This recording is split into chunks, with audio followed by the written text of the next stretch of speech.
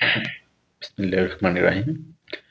আজকে আমি আমি আপনাদের মাঝে একজন বিখ্যাত মাওলানা যিনি আমাদের মাঝে নেই, উনি হচ্ছে আমাদের মাওলানা আল্লামা সাইদি সাহেব। উনি হয়তো আজকে আমাদের মাঝে বেঁচে থাকলে তাহলে হয়তো উনি আমাদের দেশের পরিচালনার জন্য একজন বিখ্যাত মানুষ হিসেবে থাকতেন। তাই আমি আজকে ওনার একটা ভিডিও সবার কাছে তুলে ধরলাম। ওনার এই সংসদ ভবনের একটা ভিডিও রয়েছে। তো এই বর্তমানে যারা মনোনীত প্রার্থী এমনকি যারা সংসদ নির্বাচন করবেন, তারা এই ভিডিওটা দেখে যদি নির্বাচন করতেন তাহলে আমার মনে হয় যারা সৎ আদর্শ নৈতিকতা নিয়ে নির্বাচন করবেন, দেশের জন্য কাজ করবেন, এরকম চিন্তা ভাবনা করছেন, তারা এই ভিডিওটা দেখা খুবই জরুরি। এই ভিডিওটা দেখে যদি ওনার কথাগুলো শোনার পরে যদি আপনার মনে হয় যে আপনি একজন সৎ ব্যক্তি হিসাবে আপনি দেশ পরিচালনা করার জন্য আগ্রহী, তাহলে ওনার ভিডিওটা দেখে নির্বাচনে ভালো কিছু করতে পারবেন, দেশের জন্য কিছু করতে পারবেন, দেশের মানুষের জন্য কাজ সৎভাবে কাজ করতে পারবেন। তাই বলছি, আমি এই জন্যই ওনার ভিডিওটা তুলে ধরেছি। আশা করি সবাই ওনার এই ভিডিওটা দেখবেন, আর যে যেখান থেকে পারেন এই ভিডিওটা শেয়ার করে দেন। সবাই যেন এই 2026 একাদশ নির্বাচনের আগেই ওনার কথাগুলো শুনে, এমনকি কিছু যে হলো ওনার কথা মতো এই দেশটাকে পরিচালনা করতে পারে। সবাইকে অসংখ্য ধন্যবাদ। আল্লাহ হাফেজ। আমি এখন মাননীয় সংসদ সদস্য মাওলানা দেলোয়ার হোসেন সাইদি সাহেবকে বক্তব্য রাখার জন্য অনুরোধ জানাচ্ছি। نحمده ونصلي على رسوله الكريم وعلى آله وأصحابه أجمعين. أعوذ بالله من الشيطان الرجيم. بسم الله الرحمن الرحيم. মাননীয় স্পিকার, আপনি এই মহান সংসদের স্পিকার হিসেবে নির্বাচিত হয় আমরা জাতীয় সংসদের পক্ষ থেকে আপনাকে অন্তরের অন্তঃস্থল থেকে মোবারকবাদ জানাচ্ছি। মাননীয় স্পিকার, আমি আজ এই সংসদে দাঁড়িয়ে ওই মহান আল্লাহ পাকের প্রশংসায় সেজদা অবনত হচ্ছি, যিনি 1 অক্টোবরের ব্যালট যুদ্ধের মাধ্যমে সুদীর্ঘ 5 বছরের দুঃশাসন, সীমাহীন দুর্নীতি, ইসলাম বিরোধী কর্মকাণ্ড, দেশব্যাপী ভয়াবহ সন্ত্রাসের মোকাবেলায় 4 দলীয় ঐক্য জোটের মহা বিজয় দান করেছেন এবং যার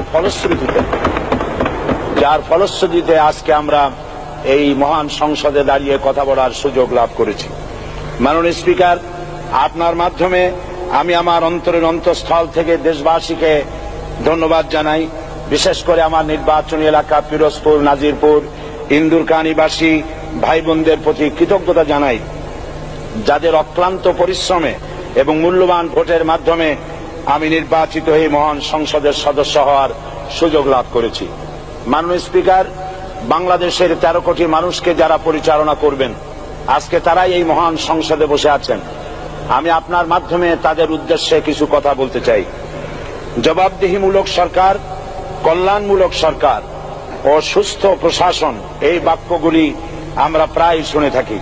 এই বাক্যগুলির অর্থ সরকার স্বৈরাচার নয়, বরং জনগণের কল্যাণে জনগণ নিকট দায়বদ্ধ সরকার, যা আব্রাহাম লিঙ্কনের ভাষায় by the people, for the people, of the people. বর্তমান পৃথিবীতে মূলত গণতান্ত্রিক দেশে এখন সরকারকে বিবেচনা করা হয়।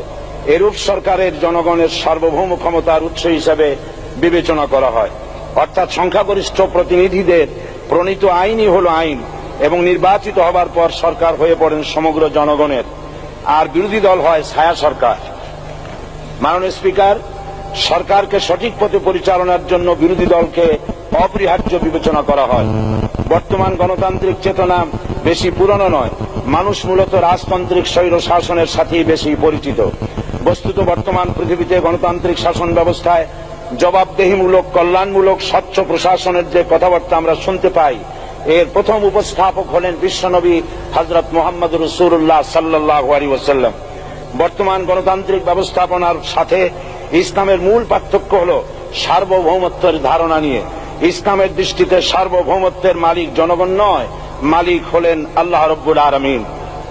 কিন্তু সরকার গঠন ও পরিচালনা জনগণের ইচ্ছার ভিত্তিতেই হতে হবে। জনগণের ইচ্ছার বিরুদ্ধে ক্ষমতায় থাকার অধিকার ইসলামের স্বীকৃত নয়।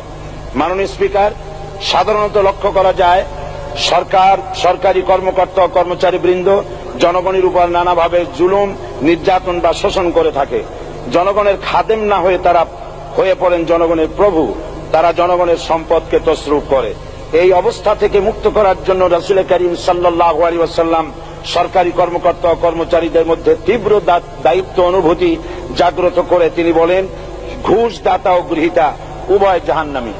নবী করিম সাল্লাল্লাহু আলাইহি ওয়াসাল্লাম আরো বলেছেন, আমরা যদি কাউকে কোনো রাষ্ট্রীয় দায়িত্ব প্রদান করি তখন সেই ব্যক্তি তার ব্যক্তিগত কাজ যতটা নিষ্ঠা ও আন্তরিকতার সাথে পালন করে, রাষ্ট্রীয় দায়িত্ব যদি সেভাবে পালন না করে তবে কিয়ামতের দিন তাকে উল্টো করে জাহান্নামে নিক্ষেপ করা হবে।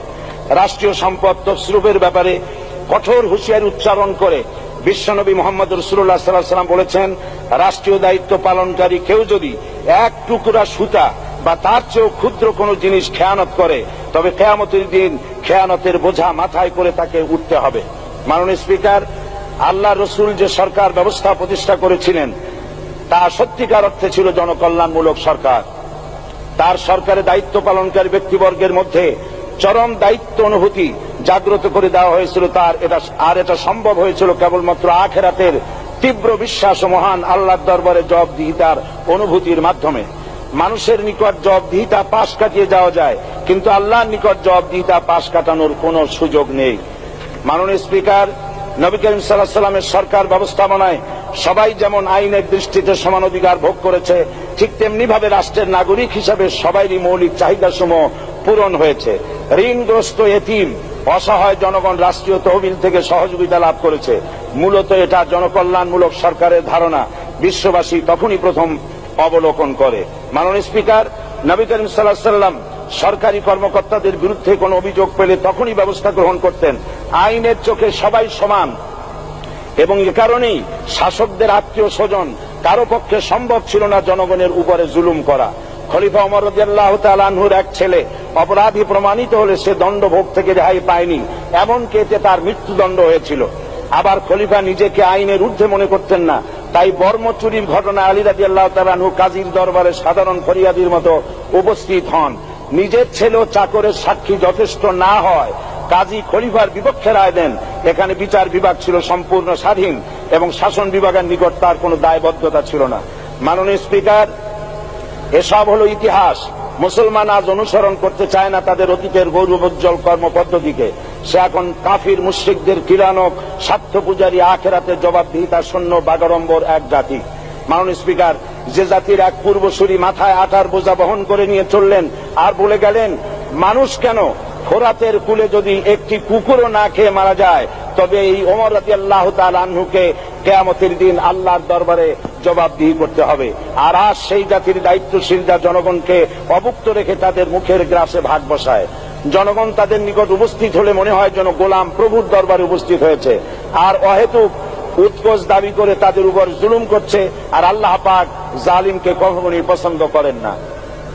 মাননীয় স্পিকার, আমি দৃঢ়ভাবে আশা করি এই অবস্থা কাটিয়ে উঠিয়ে আমরা রাসূল করিম সাল্লাল্লাহু আলাইহি ওয়াসাল্লাম কর্তৃক প্রদর্শিত রাষ্ট্র ব্যবস্থার অনুসরণ করে একটি সুখী, সমৃদ্ধশালী, আধুনিক ইসলামী রাষ্ট্র পরিণত করে বাংলার প্রিয় জন্মভূমি বাংলাদেশকে আজ গোটা বিশ্বব্যাপী শোষণ, নির্যাতনা, হানাহানি, অশান্তির মধ্যে, তাই আজ পৃথিবীর অধীর আগ্রহে অপেক্ষা করছে ইসলামের আলোকে এমন এক রাষ্ট্র ব্যবস্থার যেখানে দায়িত্বশীলরা আল্লাহ তাআলার কাছে জবাবদিহিতার পাশাপাশি জনগণ নিকটও জবাবদিহি করতে বাধ্য হবে।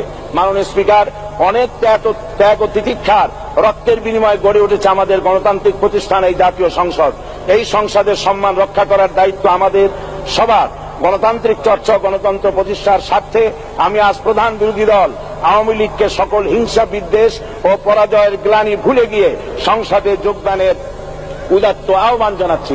পরিশেষে আমি আপনার মতো সর্বজন শ্রদ্ধ একজন মার্জিত ও সুশিক্ষিত ব্যক্তিকে এই মহান সংসদের স্পিকার হিসাবে লাভ করে আমরা আনন্দিত হয়েছি।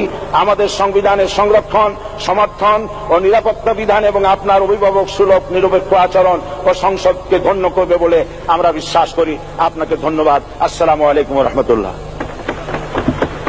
মাননীয় সদস্য মাওলানা দেলোয়ার হোসেন সাঈদী সাহেবকে আপনার তথ্যপূর্ণ ইসলামিক মূল্যবোধ সহ মূল্যবান বক্তব্যের জন্য ধন্যবাদ।